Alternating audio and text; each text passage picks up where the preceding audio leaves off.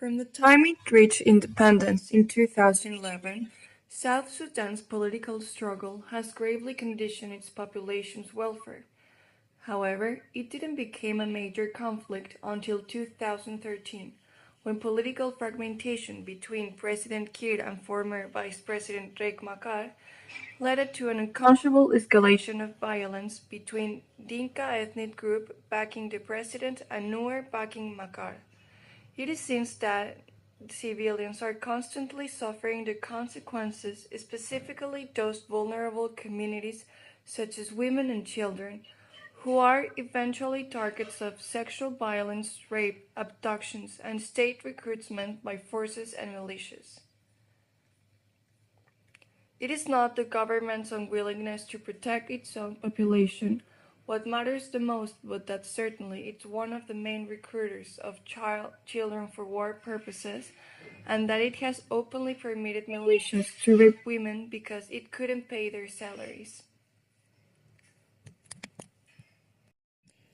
Hitherto, more than 50,000 people have been killed and nearly 2 million people are currently internally displaced, having no protection of a strong government.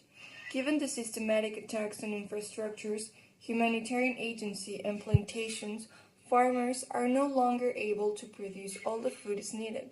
Consequently, for Sudan to be facing so far one of the worst shortages nations have experienced, additionally, the confrontation between parties involved may cause a negative impact in the region as neighboring countries are eventually affected due to the more than 60,000 people seeking for refuge abroad.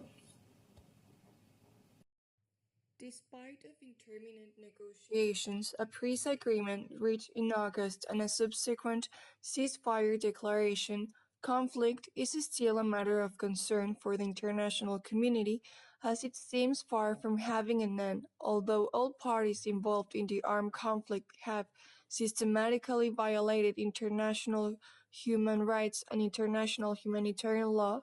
None of the perpetrators have yet been accountable for their crimes, which amount to war crimes and may constitute crimes against humanity that the International Criminal Court could assess under a formal petition by the UN Security Council.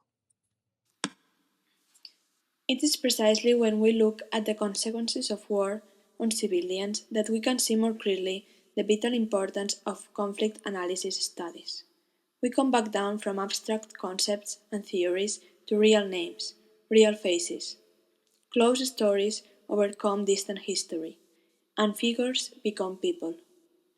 Conflict resolution is important precisely for this, because we are talking about people. We are talking about preventing and palliating human suffering. We are talking about saving lives.